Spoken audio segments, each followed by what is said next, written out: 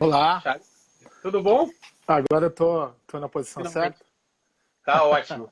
E não temos Yeah. Cláudio para nos atrapalhar, né? Ai, graças a Deus. Mas daqui a pouco ele aparece. Parece nada. Deve estar dormindo, né? Vai estar Eu em não tenho crise. interesse para ele. É. Vamos começar pelo final. Vocês estavam Vamos. preparando o West Side Story e estavam preparando o Jovem Frankenstein. Sim. Como é que ficou isso? Então, na verdade, a gente não parou nada, né? A gente estava preparando, teve essa interrupção, esse ato, e a gente está aí com força, com fé e com vontade de retomar o West Side Story, né? O Young ainda ser um pouquinho mais para frente, né? Mas o West Side Story, a gente teve a sorte e a organização de ter preparado a peça inteira. Então a peça já estava toda marcada, com todos os números coreografados, com um elenco extraordinário já executando. Então ela estava pronta, assim, absolutamente.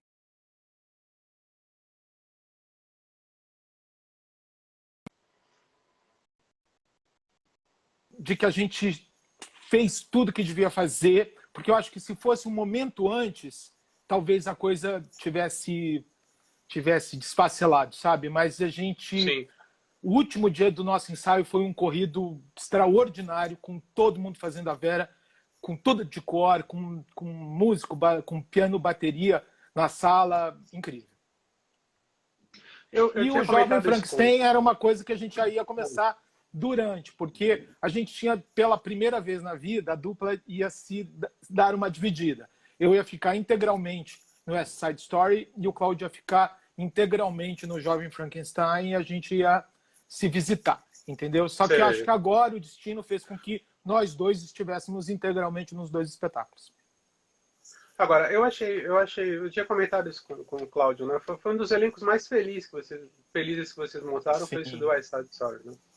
Ah, eu sou muito orgulhoso desse elenco, do processo de audição desse elenco. Foi um processo de audição muito justa e muito bonita, sabe? Acho que todo mundo ali se dedicou muito, tanto a Marcela Outberg quanto a Bank em si, o nosso maestro, o Cláudio, a equipe da MB e as pessoas todas que vieram, sabe? Não é muito difícil você fazer uma audição com dança, com coreografia original, com canto, dentro de um espaço tão sagrado quanto o Teatro São Pedro, sabe? E eu tentei, todos nós tentamos ser muito respeitosos, porque a pessoa que toma um não numa audição não significa que ela é ruim, não significa que ela até não é melhor do que quem entrou, significa que aquele puzzle você tem que escolher uma peça ou outra. Como eu estou nessa profissão há 40 anos, né? Eu vou fazer 53 anos em abril, semana que vem, e eu comecei profissionalmente com 13 anos. Então a gente escuta uma vida inteira não, né? Eu escutei não na minha vida inteira, não em todos os testes de comercial que eu fiz, todas as companhias de teatro que eu tentei entrar e não entrei, todas as novelas que eu fui chamado e não consegui. Então a gente acredita que o não é uma grande rejeição, mas na verdade eu tento passar para eles que o não é uma possibilidade de um sim futuro, que às vezes um não agora certamente será um não, um sim. Pessoas dessa audição que foram um não para mim no Despertar da Primavera viraram um sim agora. Então eu acho que a gente tem que parar com o mito da audição. E eu, por exemplo, consegui eu e a minha banca, obviamente, conseguimos nessa audição juntar gente que eu nunca tinha trabalhado, né? Gente que eu não conhecia, que eu nunca tinha visto, gente que eu sempre quis trabalhar, gente que trabalha comigo uma vida inteira. Então, assim, é esse mix que eu acho que fez com que você se encantasse tanto pela junção dessas pessoas. E muitas vezes o não pode ser, não é a tua hora, né? Ou você é muito bom, mas não é o que você quer, o que eu Sim. quero. Né? E assim, eu tento não ser cruel, porque eu acho que a crueldade é cafona, né? E ao mesmo Sim. tempo, eu acho que essa coisa de ser cruel, ela está imbuído dentro da minha profissão, sou produtor, sou dono de produtora, sou diretor, vou exercer esse meu lado para me vingar de um passado que foram cruéis comigo. É muito louco que as pessoas elas acabam repetindo fantasmas delas mesmas. Elas foram sacaneadas e quando elas exercem um poder, uma situação de poder, a primeira coisa que elas fazem é sacanear o outro ou se vingar do outro. Muito pelo contrário, eu quero que todo mundo seja feliz, eu quero que todo mundo seja amável, eu acho chique ser legal, sabe? Eu acho chique ser bacana, eu acho muito cafona ser do mal. Agora, é curioso porque você faz o caminho inverso, né? Porque normalmente a pessoa trabalha por trás das câmeras para brilhar na frente das câmeras. Você não, você foi um ator que foi para os bastidores, né? Sim. A minha trajetória é muito engraçada nesse sentido, né? Porque, como eu estava dizendo, eu comecei muito novo. Eu comecei criança. Com 13 anos eu já estava trabalhando profissionalmente. Com 16 anos eu já estava protagonizando um espetáculo. Eu vivi de publicidade praticamente dos meus 13 aos meus 20 e tantos, entendeu? Então eu trabalhei com a minha imagem durante muito tempo. Eu fui para a Globo com 20 anos. Eu fiz 10 anos de televisão, fiz 5 novelas, que nem é muito, mas para 10 anos eu praticamente, antigamente não se emendava novela, mas eu cheguei a emendar uma novela numa emissora e a outra no mesmo ano, sabe?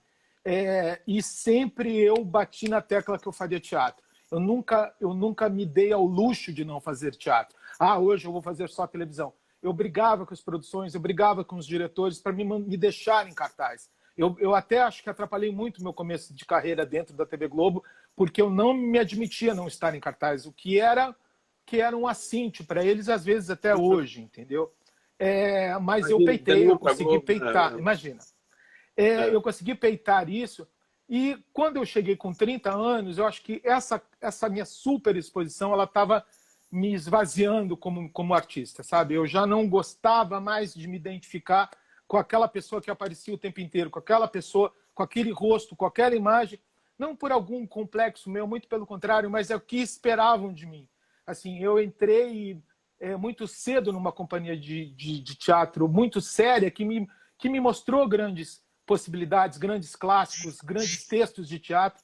E quando você vive da imagem de galã ou de mocinho, ou quando você vive da publicidade, você vive de uma certa casca que não te permite nada além de ser bonitinho, conhecer a mocinha no começo, brigar com ela no meio e voltar para ela no final. Não tem grandes voos. E, ao mesmo tempo, essa imagem, a gente já conversou isso, ela é muito desacreditada quando você quer dar um passo maior. Né? Cria-se um estigma do ator bonito e burro, né? Bonito, burro, louro, bonito, burro. Sabe, assim, é muito difícil. Mesmo que você fale assim, é fácil falar. Não é fácil falar, é um estigma muito grande. Principalmente quando você quer fazer a passagem e ser acreditado. Mesmo eu vindo de situações profissionais muito consistentes, de ter trabalhado com a Bujanra, de ter trabalhado com Antunes, de ter trabalhado com Tacla, eu estava caindo...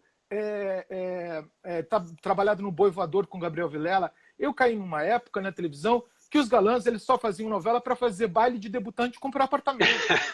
Era basicamente esse o destino da vida do galã. Quantos bailes você fez esse mês? Eu falava, nenhum. Quanto você vai fazer? Eu falei, nenhum. Eu só fiz um baile, porque eu estava passando fome. Eu falei, não, eu vou fazer esse baile, mas eu vou fazer o melhor dos bailes. Mas eu não abri mão desse meu embasamento no teatro. Então, assim, no primeiro mês que eu caí no Rio de Janeiro, eu já fui fazer uma peça do Ato Fugger com Edwin Luiz, com a Wanda Lacerda, com Leonardo Vieira. Leonardo Vieira não, Leonardo... enfim, eu vou lembrar o nosso querido Pagador de Promessa, gente. Leonardo... Bom, daqui a pouco alguém lembra aí. E que me abrigaram, Sérgio Viotti, Dorival Carper, que me abrigaram, que me deram um estofo que na televisão eu não tinha. Sabe, assim, depois eu fui fazer Master Harold in the Boys com Milton Gonçalves, com o filho, Leonardo com Maurício Gonçalves, Leonardo Vilar, com Maurício Gonçalves. Que bom. No meio do apartheid, assim, existiam montagens do Master Harold pelo mundo inteiro. Na Broadway era feito pelo Matthew Broderick, eu fui escolhido. Aqui eram movimentos do apartheid, então isso me dava um embasamento de direção do Antônio Mercado. Isso tudo eu conquistava no teatro, o meu espaço, que na televisão e na publicidade era só uma casca, e essa casca foi até o meu limite aos 30 anos. Agora, quando eu escrevi o texto introdutório da nossa entrevista, e eu acredito piamente nisso, você e o Cláudio abriram de uma certa forma, essa nova era dos musicais. A gente teve o Rent, que foi a primeira produção da CIA em 99, mas logo depois vocês fizeram o Company e fizeram o Cole Potter. Sim. Como é que foi isso? Quais foram os principais desafios, por exemplo? Porque era um meio que estava morto, né, praticamente. Acho que os principais desafios eram todos, porque a gente não sabia nem o que era desafio. A gente estava numa guerra, a gente não sabia nem que armas. A gente só tinha um sonho, e esse sonho muito vinculado a uma certa ingenuidade, quase uma brincadeira de dois adolescentes, jovens, nem adolescentes, mas jovens, que, vamos brincar disso. Vamos brincar disso, e era uma coisa tão distante, ninguém sabia fazer, ninguém tinha ideia do que era o ofício, nem a gente. Então, assim, a gente aprendeu empiricamente, a gente ia assistir os espetáculos, a gente ficava observando como é que fazia, como é que tinha, por que a luz lá era diferente, até entender que aquilo era canhão seguidor, que o canhão seguia os protagonistas, porque o nosso som não chegava lá, não tinha equipes de som, você podia comprar a mesa de som, mas não tinha quem operasse. Os microfones eram aqueles abelhões que grudavam aqui, que tudo apitava. Eu me lembro que demorou o ensaio de som do Company, acho que foram 3 semanas. A gente passava a noite só passando som. A gente levantou a peça em 2 meses, ficou 3 semanas só passando som lá no Vila Lobos. Daí, de repente, entrava a polícia na transmissão do Bob. Entrava, senhora. Era uma loucura, porque ninguém sabia fazer. As pessoas desmaiavam de canseira. Daí falava assim, não, você tem que pegar e colocar um algodão embaixo do microfone, porque o suor era tudo uma grande loucura. Então, assim, eu acho que a gente começou esse processo todo, o Company, então, a gente já estava quase maduro, né? Mas, assim, As Malvadas, o Cole Porter, o Abre Alas, foram espetáculos que a gente foi aprendendo na porrada, assim, na porrada. Hoje eu acho muito engraçado quando as pessoas, ensaio, mesa de som, ensaio de som, 2 minutos, 5 minutos. Ninguém sabe. Eu sempre falo que eu e o Cláudio, a gente estava ali na abertura do Nilo, assim, sabe? Nas pirâmides. Quando eu passava, assim, os escravos hititas, tinha eu e o Cláudio atrás, assim, empurrando uma pedrinha. Porque foi literalmente empurrar uma pedra. Literalmente a gente era abaixo dos escravos hititas no Egito. Então, assim, hoje é tudo muito simples, tudo muito mais suave. E acho que, de uma certa forma, é até ruim e triste para as pessoas que estão começando agora numa profissão que não tem nenhuma tradição além da tradição oral, de reverenciar as pessoas que estiveram ali nesse momento e às vezes tentarem apagar ou não tentar nem conhecer como é que foi os primórdios dessa profissão aqui. Essa profissão aqui, ela literalmente não existia. Fazer teatro musical americano, então, era uma coisa de outro mundo, era quase ofensivo, assim, naquele momento. Eu lembro que eu assisti um pouco as audições do Rent, e as pessoas iam para as audições, elas não tinham a mínima ideia do que elas iam cantar. Não. Então cantavam Andança, cantavam Andança era um clássico. Andança sempre foi um clássico, inclusive a pessoa fazia as 2 vozes ao mesmo tempo, né? Me leva, amor, me leva, por onde for. E tinha também outro clássico que era Oswaldo Montenegro. Todo mundo cantava Agonia, todo mundo. Os homens cantavam Agonia em peso por causa daquela nota final, sabe? 13 minutos de nota final, eles achavam... essa nota. Então a gente escutava a música inteira, que demorou 14 minutos para aquela nota final. E a gente escutava, a gente era sempre muito paciente. E hoje em dia as pessoas elas já têm esse profissionalismo, né? Já chega, quantos compassos, que música vocês querem, que música é boa, vocês querem um clássico e um popular, vocês querem que eu cante música da pessoa que vocês estão montando, é um outro universo. A profissão, ela realmente virou outra coisa nos últimos 10 anos. Você tem uma geração muito mais sangue nos olhos hoje, né? Sim. Eu lembro que aquele pessoal que fez o Rent, assim, era um pessoal que tinha tido a oportunidade de ter ido para os Estados Unidos, estudado um pouco, ter uma certa noção. Hoje Sim, você já tem um pessoal formado, inclusive aqui no Brasil, né? Que tem escolas sim. para musicais, que tem assim, até aulas para determinados papéis, né? Eu acho que assim, hoje em dia tem essa coisa, tem um coach que te prepara até para aquele determinado papel. Ah, vai ter Sim. vamos fazer agora um espetáculo, vai ter Carrossel ano que vem. Da pessoa já pega, direciona o ensino dela do canto para os personagens do Carrossel. Ah, vai ter o Mary Poppins. A pessoa já pensa na carreira com uma certa maturidade e com uma certa objetividade em relação a isso. É claro que isso tem um outro lado da superficialidade também, Sim. né? Mas é inegável que as pessoas elas estão atentas ao mercado. Eu vejo isso pelos espetáculos que tem em cartaz. Eu lembro que a gente estava audicionando para o West Side Story e 90% das pessoas que audicionaram para o West Side Story tinham acabado de audicionar para o Chicago. Então isso é muito bom, é muito bonito imaginar que a gente está numa época que tem duas produções É. gigantescas, honrosas, de dois espetáculos sensacionais, quando na minha época eu ia imaginar que ao mesmo tempo ia ter em São Paulo West Side Story, Chicago e depois Jovem Frankenstein, assim, fora as outras que estão pintando por aí. Então muito, dá muito orgulho dessa parte, sabe? Muito orgulho mesmo. Um caso incrível também é que assim, foi a opção de vocês para adquirir os direitos e não pela franquia, né? Porque a Sim, franquia é aquela coisa meio McDonald's, né? sim, O hambúrguer tem o mesmo gosto em qualquer lugar. sim. No caso de vocês, assim, essa compra dos direitos se partiu de uma necessidade econômica, assim, tipo, foi mais barato assim, e de repente vocês tomaram gosto, como é que foi? Não, acho que a minha profissão é ser diretor, né, Sérgio? Se eu for comprar a direção dos outros, é melhor eu ficar em casa, né? Assim, no mesmo sentido. Se eu sou diretor, se eu quero me lançar. Tem muita gente que merecia ficar em casa, mas eu não vou. Pois é. Eu tô zen, eu não falo. Eu tô É. zen, eu não vou falar mais mal de ninguém.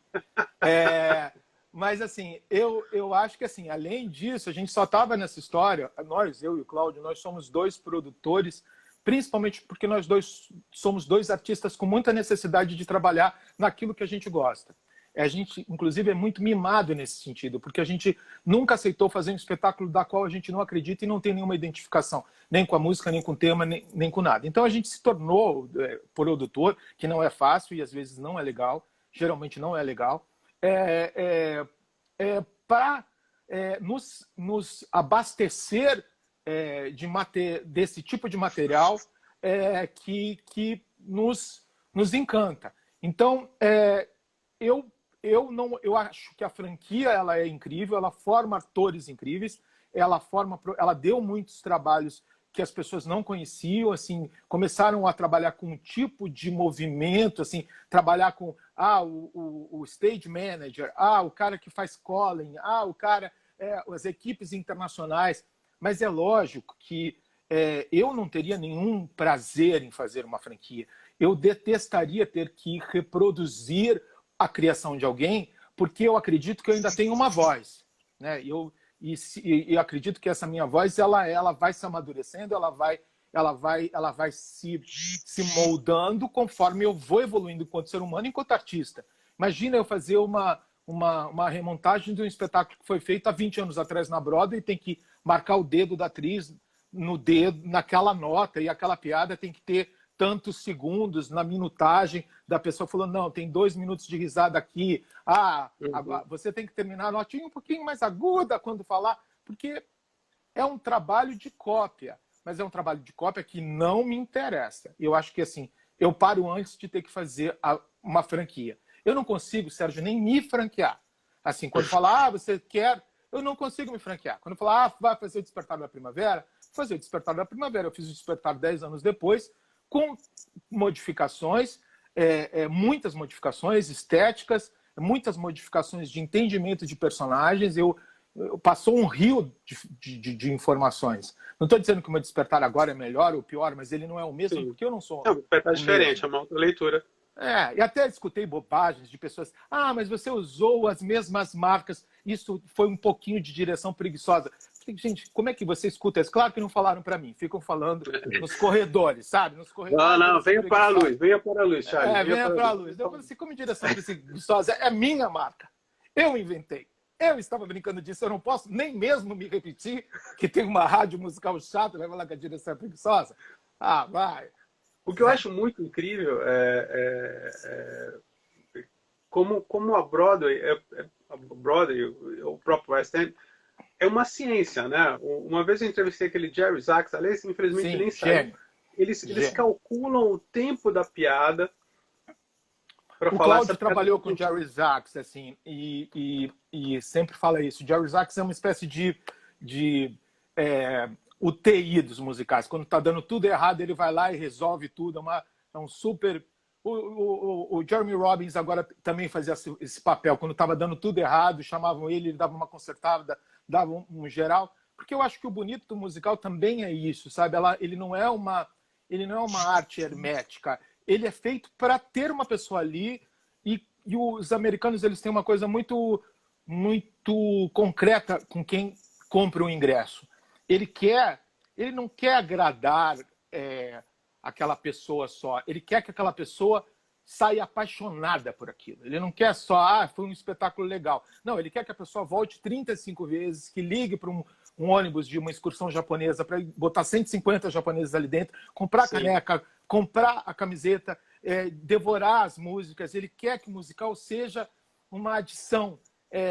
Então, eu acho que se você olhar a história do musical, ele foi feito por esse tipo de gente, que quer que a coisa aconteça realmente. Eles sempre estão procurando um novo mundo, modificar o mundo. Eu acho que isso que é a beleza do musical, você pegar aquilo como se fosse um feito, uma guerra. Eu vou modificar o mundo com Once, eu vou modificar o mundo com O Despertar da Primavera, eu vou modificar o mundo com Range. Sempre tem uma vontade de superação.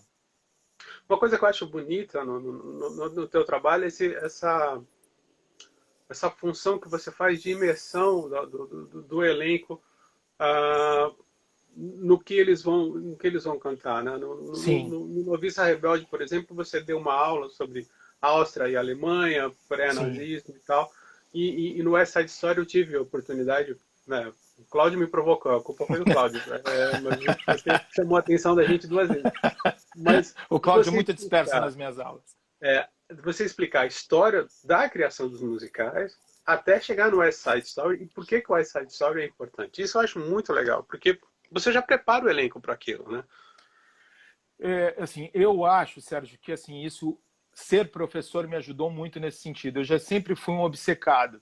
Talvez até fazendo um link com o começo da nossa conversa, de tentar ser mais creditado ou ter mais reconhecimento.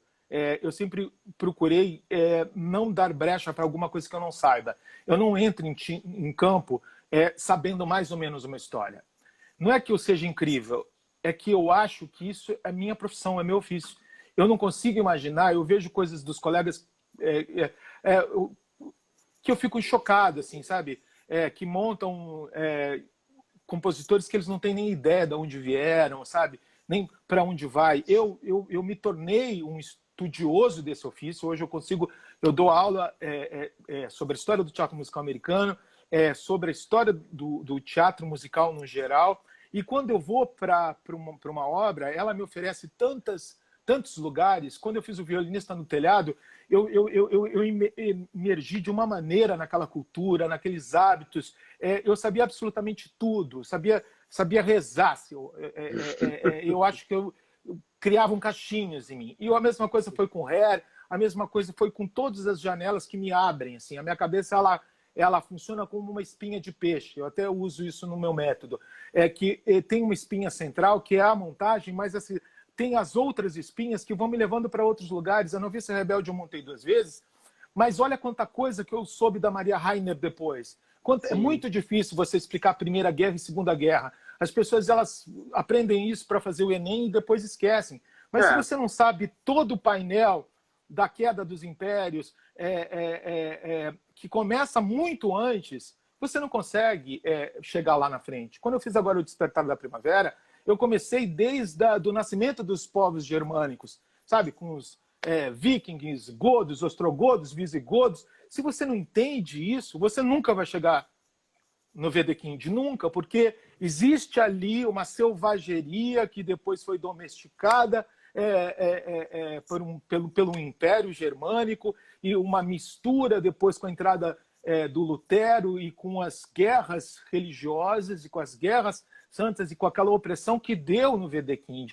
Você não chega no Wedekind e fala Lulu desconstruída, Lulu desinformada, Lulu unplugged. Você não pode fazer essas coisas. Eu acho que a profissão ela é leviana, ela é feita de encontros em boteco e muita verborragia, e na hora H as pessoas não sabem, elas não sabem. E eu não me sinto heróico por saber.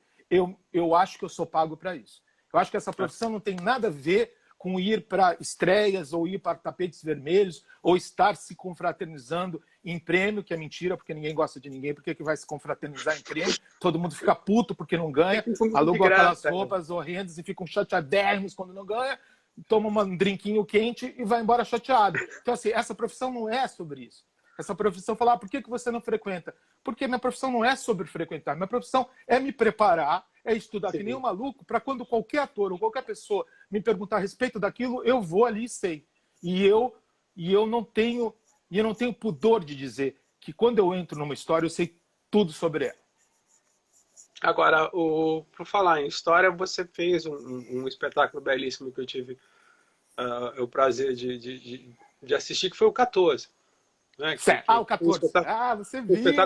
Você é uma das poucas pessoas do mundo que viram 14. Você foi a única, além dos alunos. Não, o Bel Kuttner estava na plateia. É verdade. Cláudio Botelho disse que estava lá. Eu não vi, mas Cláudio Botelho disse que estava lá. Ninguém viu o Cláudio, nem eu vi. Parece que ele entrou escondido e saiu correndo. Me conta um pouco sobre o 14, que é um espetáculo para alunos, assim, mas que tem muita coisa tua. O 14, na verdade, ele não foi feita para os alunos, né? Quando eu escrevi o 7 ele surgiu como uma trilogia, né? Ela surgiu o 7, o 14 e a última parte da trilogia, que é 13. 13 ou Verônica. Então, assim, é uma complicação numérica, assim. E esses espetáculos, eles têm um fio condutor, que é a tragédia do amor, né? A tragédia do amor, você não pode ser feliz e amar ao mesmo tempo. Essa é o plot dos 3 espetáculos. Sendo que o 7 ele é muito mais dark, ele é um universo que convive muito dentro de mim, que são essas fábulas germânicas, o fio condutor das mulheres, né? E os espetáculos todos, tanto os 3, a trilogia, ela é muito feminina.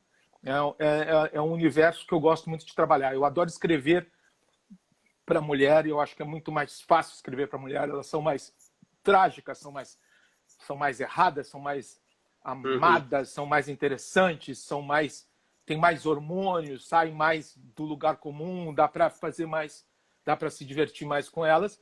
O 14 ele tem uma coisa muito pessoal, ele é muito sobre as pessoas que eu conheci na minha cidade. Ele, apesar dele estar num lugar chamado Vale Feliz, que é uma suposta Minas Gerais, ela está falando dos meus amigos, das pessoas que a vida inteira eu conheci, das pessoas que também sou eu, né? Eu estou ali um pouco retratado naqueles 14 elementos, assim. Tem um personagem, a gente conversou sobre isso, tem um personagem que é puro Cláudio, né? Qual deles?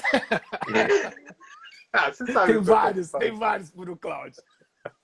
Tem vários, tem muitos deles. Falta coitado pra...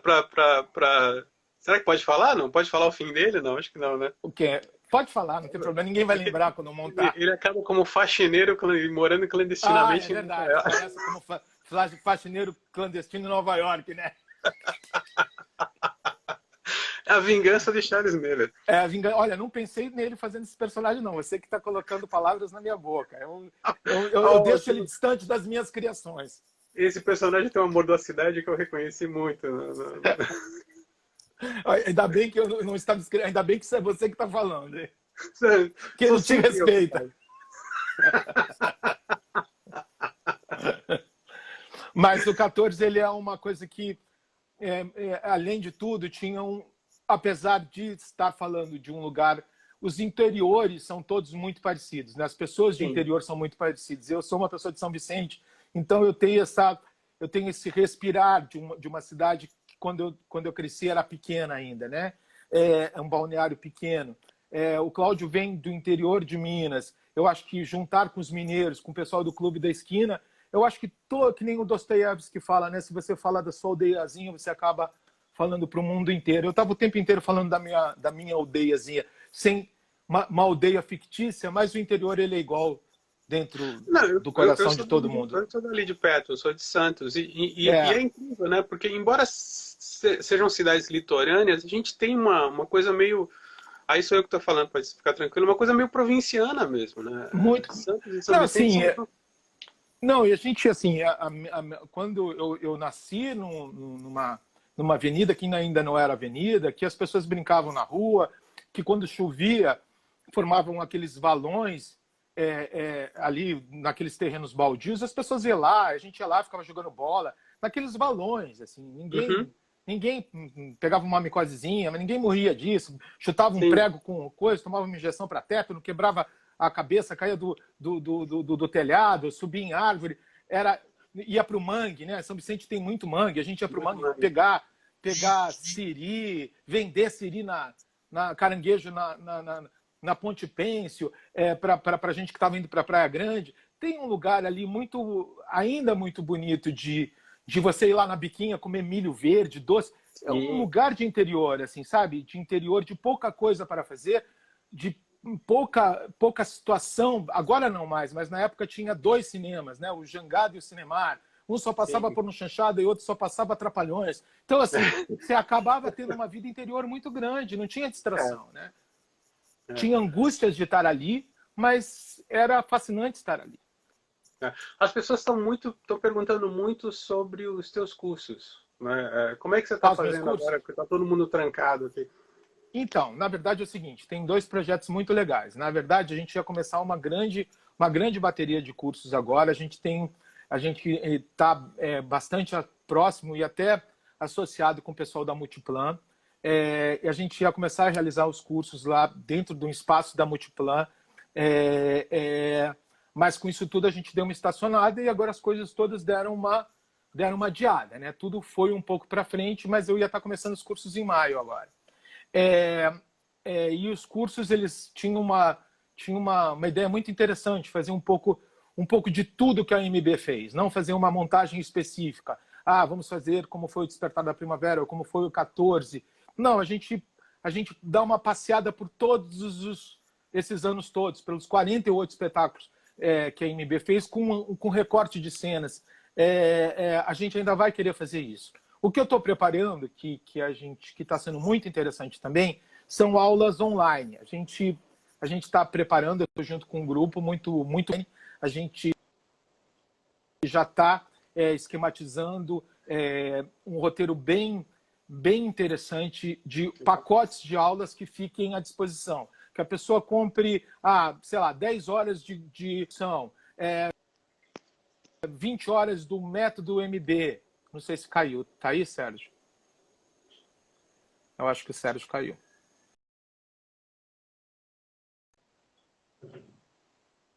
Oi, tô Tinha ouvindo. parado? Tá. Tá, deu uma Então, travadinha, mas você está falando que é por exemplo, 10 horas.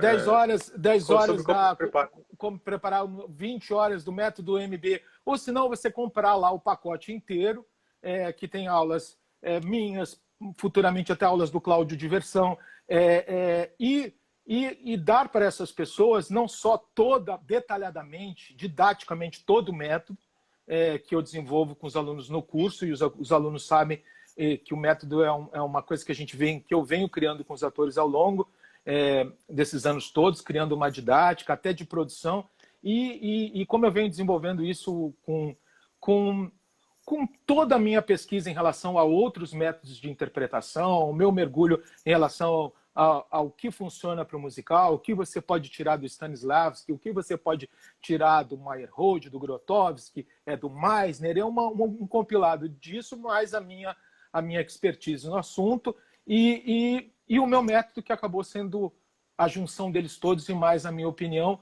apostilado nesse curso que você vai lá, paga um determinado valor e fica disponível para você. E com vários gifts, assim, várias coisas. A gente quer botar atores convidados, cantando com outros atores. Um curso só sobre Cole Porter e com convidados cantando Cole Porter. Não só os espetáculos que eu fiz, mas pessoas que promover encontros, sabe? De pessoas inusitadas cantando Cole Porter e à disposição online para todas as pessoas. Uma coisa que eu acho legal no Miller e Botelho é que vocês escolhem os musicais que vocês vão fazer, não pelo fato de ele ser um blockbuster, mas ser algo que vocês acreditam, né? Uhum. E como é que funciona esse processo? Assim? Porque assim, vocês não pegaram... obviamente, fizeram Hair, mas Pippin, por exemplo, o Pippin foi uma aposta arriscada, por exemplo. Mas o Hair também foi arriscado. Eu acho que tudo é arriscado. O Hair ninguém montava no Brasil, acho que desde os anos 70. Então, assim, ninguém... Assim, não tava mais essa história de fazer... Imagina, musical com nu frontal. O musical, naquele momento, ele estava comportado. Assim, eu vinha numa batida de quebrar conceitos. Assim, quando eu fiz o Despertar da Primavera, eu coloquei o casal de jovens fazendo sexo na primeira perna, assim, na primeira coxia. Assim, ele tava, dava para encostar-se a primeira pessoa. E agora também, mas agora eram 10 anos depois, mas naquela época do Despertar, não era um blockbuster. As coisas viraram um blockbuster. Eu acho que a gente nunca pensou em uma coisa, até porque eu acho que os deuses não admitem. Se você falar, vou fazer uma coisa porque vai ser sucesso, não vai fazer sucesso. Porque o sucesso, ele não está... Você pode botar todos os elementos que seriam um sucesso. O elenco perfeito, a direção perfeita, o temático perfeito, daí não dá.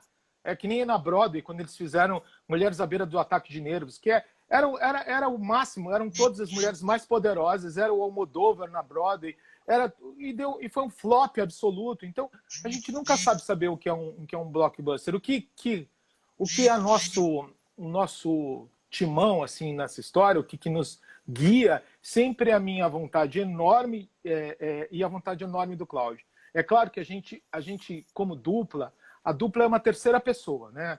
Tem o Cláudio, tem o Charles, e a dupla é uma terceira pessoa. Essa terceira pessoa, ela tem que ter uma intersecção, às vezes, das duas personalidades que são opostas. Então, assim, mais uma coisa que nos une é a qualidade das pessoas que a gente admira. Assim, quando a gente fez o Sondheim no Brasil, ninguém sabia quem era o Sondheim. Ninguém tinha ideia de quem era esse cara. Então, assim, a gente, inclusive, as ditas pessoas da inteligência não tinham ideia de quem era o Sondheim. E a gente era desesperado pelo cara. E, assim, além de fazer o Sondheim, a gente trouxe o Sondheim para o Brasil. A gente trouxe o Cameron Mackintosh para o Brasil. A gente trouxe o autor, o George Firth, para o Brasil. Então, assim, o Company seria um sucesso, um blockbuster? Não. O Company é uma peça dificílima, é uma peça que se passa num segundo na cabeça de um personagem que, ao assoprar as suas velas, a peça passa tudo na cabeça dele. Se você não entende que a peça se passa num... E tudo vira uma chamada de secretária eletrônica, Bob, Bob, Bob, Bob, Bob, Bob. Assim, você não sabe que aquilo ali é aquela alma atormentada daquele cara. Aquilo é muito complicado. Quando você faz o Pippin é um espetáculo para baixo, ele é triste, ele te engana. Ele fala, um espetáculo feliz, cirquinho, palhacinho. Não, é um espetáculo sobre a morte, né? Sobre o que a gente faz quando apaga a luz, entendeu? O último que sai é que bate a porta. O que a gente vai fazer sem a luz do refletor, sem a peruca, sem a maquiagem? Como é que a gente se encara sem as nossas máscaras? É um espetáculo extremamente psicológico. E se você faz um... E se você faz um final Pippin... completamente cínico, né? O final do Pippin hoje é um final meio cínico, né? Ainda é cínico porque a gente lida com o diretor que criou, que era um grande cínico, né? Então, sim. O Bob Fosse ele ria da morte o tempo inteiro. Ele tem essa conversa com a morte em toda a obra dele, inclusive com todos os filmes dele, principalmente o All the Jazz. Então, eu não consigo entender, assim, dentro da nossa... Mesmo a Noviça Rebelde, se você pensar, ela é um blockbuster, mas faz a Noviça Rebelde mal. Já tinha tido outras montagens da Noviça Rebelde. Noviça Rebelde Desconstruída, sabe? Assim, na Alemanha fizeram, assim, sabe? Todos carecas, as crianças eram adultos. Isso é uma chatice, porque a pessoa, o diretor, ele se acha mais importante que a obra. Eu nunca quis ser mais importante do que a obra. Para mim, a obra, eu preciso, se eu desaparecer no meio da obra, está muito melhor. Eu estou fazendo um serviço para ela. Então, eu acho que as nossas escolhas, te respondendo, sempre elas se baseiam no nosso amor por essa profissão. A gente ainda está nessa profissão, pode ser piegas, pode ser patético, pode ser lugar comum, mas a gente ainda, mesmo que essa palavra amor esteja extremamente desgastada, a gente ainda está nessa profissão porque a gente ama estar nessa profissão. Ela é muito difícil, ela é muito cruel, ela faz nós na sua cabeça se você não está preparado para ela, porque o movimento dessa profissão tentar te apagar para que o novo surja, sabe? Assim, ela, principalmente aqui que você tem que estar matando um leão por dia e sempre está surgindo alguém dizendo vamos reformular, vamos reconstruir o teatro musical, vamos fazer um musical, verdadeiro musical brasileiro. O que eu já escutei, meu amigo, de um verdadeiro musical brasileiro. Eu estou há 30 anos escutando agora, vamos fazer o verdadeiro. O que eu já vi de revoluções sendo feitas que duram 1, 2 anos. A profissão não é feita de vamos desconstruir. Não vamos desconstruir. A gente não tem que desconstruir nada, a gente tem que construir. Se as pessoas elas parassem de olhar para o quintal dos outros e parassem com esse negócio de desconstruir, de reinventar, de fazer a nova forma, porque isso, no fundo, é um exercício de ego muito cansativo. A pessoa ela olha para a profissão, ela olha para as pessoas que estão nessa profissão há 30 anos, ela olha para as pessoas que estão nessa profissão há 100 anos, porque essa profissão ela existe há séculos, e a pessoa chega, antes de ontem, dá uma espreguiçadinha e fala: agora é o novo, agora vamos desconstruir. Como é que assim desconstrói? Hair tem muitos cabelos, então vamos deixar todo mundo careca. Não é óbvio? Essa é a desconstrução. Noviças, tem muita criança. Vamos fazer com adultos. Essa é a desconstrução. Isso é muito, mas é muito desgastante. É muito cafona. É muito. E daí você vê, assim, uns movimentos, a peça tem 100 atores, daí fazem um monólogo, juntam as 100 falas. Daí fala, essa é a peça, sei lá, entendeu? Mas você vê Hair Unplugged. Hair Unplugged. Daí tem uma pessoa com o ukulele e canta The Sunshine, de costa no escuro, sabe? Só tem uma desconstrução que ficou legal, a gente estava conversando sobre isso, que foi o Bob virar mulher, né, no Company. Mas é diferente a desconstrução. Essa é uma desconstrução contemporânea. Esse é um exercício interessante. Isso é você chegar e olhar para essa obra. Eu não sou nada contra. Inclusive, eu tento sempre estar antenado aos discursos que estão aí. Eu detesto os discursos sensatos. Eu acho uma chatice o politicamente correto. Eu acho que quando você tem educação, correção na educação, você não precisa do politicamente correto, né?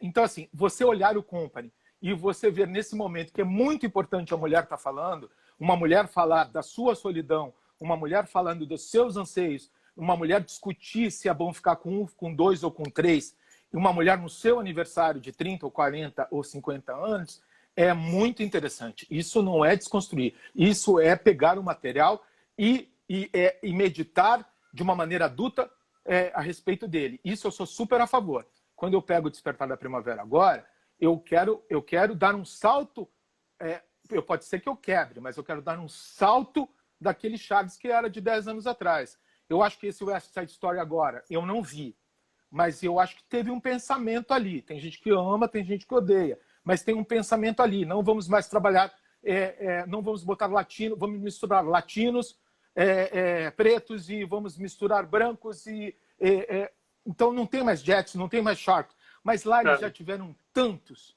que tem uma hora que você tem que respirar uma certa desconstrução. Aqui não teve nenhum. Como é que eu já começo desconstruindo? A gente brincava no West Side Story que a gente ia falar assim, que era o West Side Unplugged, sabe? O outro lado da história. Porque se você não tem a história, se ainda você não contou para ninguém, eu deixo de mostrar para uma geração que não sabe o que é o West Side Story, que não viu o filme, que não tem ideia, porque é uma geração que não tem ideia de nada, nem do filme. a obra como ela foi feita, como ela foi pensada, como ela foi criada, como ela foi planejada, sem o mofo, sem o empoeirado. Sim. Mas é importante ter um tipo de direção que respeite o material. Não Agora, adianta falar, direção antiga. Não, direção. aproveitando que o Marcelo Médici acabou de entrar, Marcelo tá aí? alguém que Meu chegou amor. atrasado. Finalmente alguém que eu amo. Só vejo uma gente aí Atrasou mais do que cantando. o Cláudio Botelho. O Cláudio está muito comportado, é com você. Ó, a Malu Mas também tá aí, amo. O eu Will. gosto, eu gosto de umas apostas que você faz. Eu lembro que quando a gente estava. A primeira vez que eu entrevistei vocês no Veja Música, vocês tinham acabado de escolher o Médici para o Rock Horror Show. E eu Sim. falei, mas ele vai segurar? E você falou, vai. Da mesma maneira que você apostou no Gabriel Braga Nunes para fazer o Capitão. Né? Como é que é isso? Como é que é você fazer um cara que não tem tanta experiência de musical, fazer, ou no caso do Médici, pegar ele falou que queria ter feito a Maria. ou você pegar um cara e levar ele além do que a gente espera, por exemplo. Olha, eu acho que assim, na verdade, eu acho o Marcelo Médici um dos melhores atores do mundo. Eu acho que ele é um gênio. E como gênio, eu acho que ele pode fazer qualquer coisa. E eu conheço o Marcelo há muitos anos. Eu conheço o Marcelo antes de conhecer o Cláudio. Eu conheço o Marcelo desde que eu tinha 16 anos, ele devia ter 12. Assim. A gente se conhece muito, a gente se fala todos os dias. É uma pessoa que tem uma ética, tem um respeito, tem uma nobreza com essa profissão. E eu gosto tanto de vê-lo em cena. Eu acho que ele é um dos maiores profissionais que eu já tive o prazer de trabalhar. Quando eu trouxe ele para o Charity, ele tinha uma participação que era um escândalo. Ele entrava e colocava aquele personagem no bolso, e um personagem muito difícil, porque isso foi um movimento que eu e o Cláudio, a gente sempre foi muito atento, trazer pessoas que estavam fora desse lugar comum do musical.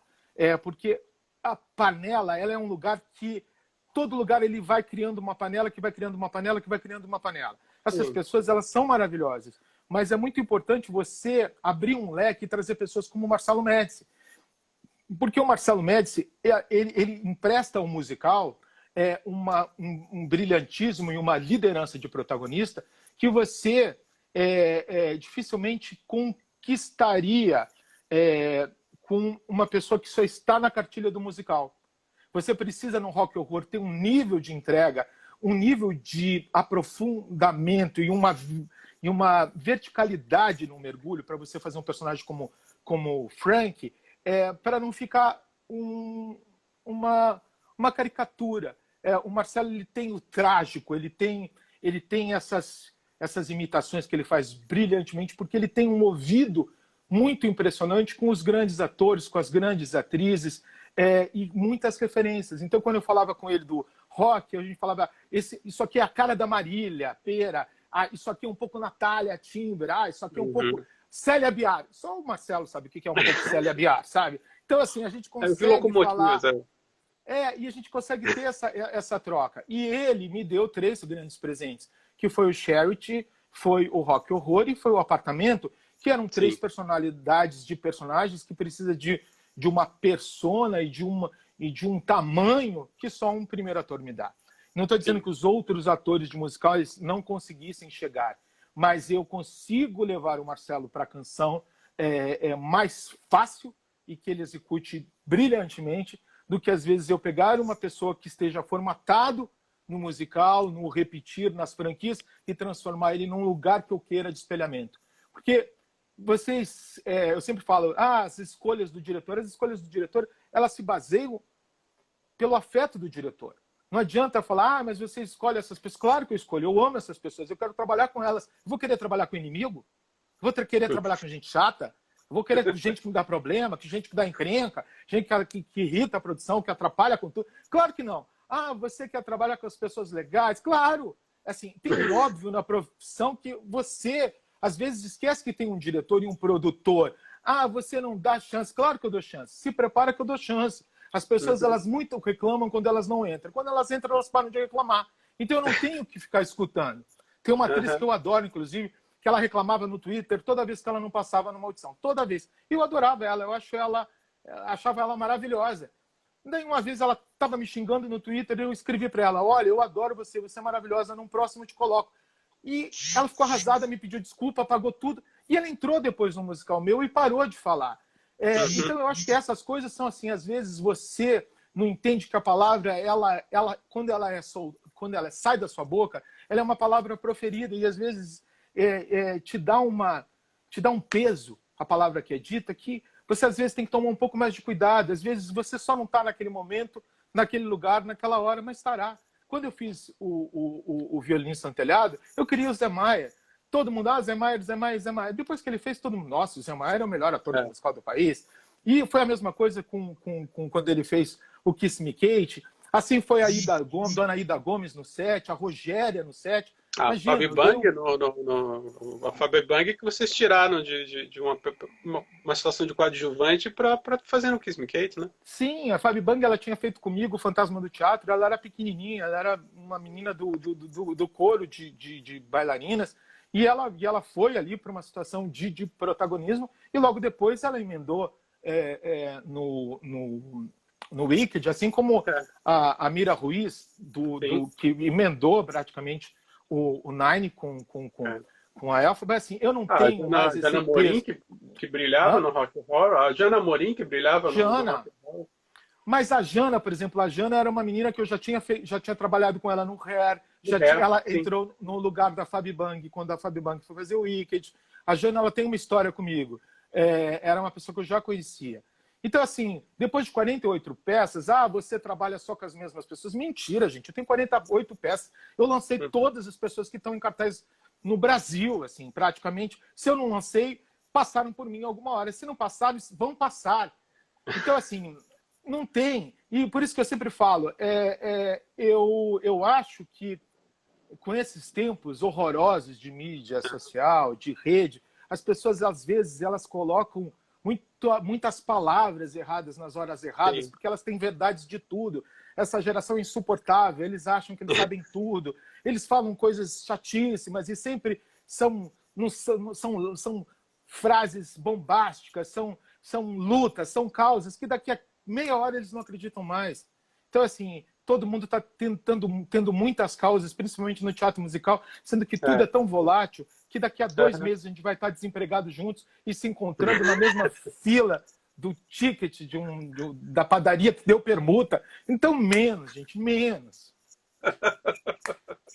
Charles, acho que o Instagram vai nos deletar daqui a pouco, porque a gente tem um limite. Ih, não respondi ninguém, falei sem parar.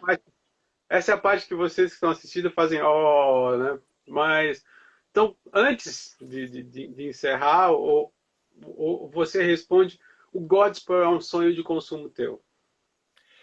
O Godspell, assim, eu tenho uma história amorosa com o Godspell, porque eu fiz o Godspell no colégio, e estar agora com o Schwartz me fez renascer, assim, porque, imagina, você montar o Godspell no colégio, ser fã do filme, você ter essa relação e de repente o cara está saindo do teu lado, sabe? Passando notas para você, escrevendo todo dia, porque o Schwartz é daqueles intensos.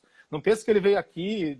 Não, você viu, ele estava lá, me escrevia para o Cláudio, mudava uma palavra, mudava outra, mudava uma cena, pedia para eu ensaiar com os atores, pedia para os atores estarem. E teve um momento que quando a gente findou ali o Pippin, a gente ficou olhando, nós três, um olhando para a cara do outro, falou, e aí? A gente não podia deixar a nossa parceria Meller e Botelho e Schwartz assim solto. E a gente começou a falar, vocês fazem, por que vocês não fazem isso? Por que não fazem aquilo? E a gente ficou aí com uma esperança de fazer um Schwartz, quem sabe o Godspell, quem sabe outra. Eu só não queria deixar o mágico de longe. Eu quero o mágico perto da minha vida, que eu fiquei muito impressionado com a disponibilidade. A gente falava todos os dias. As pessoas estão falando para abrir outra live. Dá para abrir, não? Não sei. Porque eu quero passar por YouTube, dá para abrir? Vocês me respondem, senão a gente volta. Tem gente aí, eu não sei de nada, gente. É a minha primeira live. Deve dizer quem dá para abrir aí, outra. Estão pedindo para continuar. Estou me sentindo pop, hein? Ó, alguém falou, abre Morra, outra live. Como é que faz? morra de inveja, Cláudio Botelho. Eu falei que eu ia superá-lo. Superou. Tá, então vamos fazer o seguinte, a gente para aqui... É, Ana Lu Pimenta! Ana Lu te ama. Ela falou para fechar e abrir uma outra. Então tá. Então vamos encerrar aqui. Aí a gente vem para Charles Miller, parte 2. Daqui a 5 minutos, 2 minutos, Tá. 1 minuto.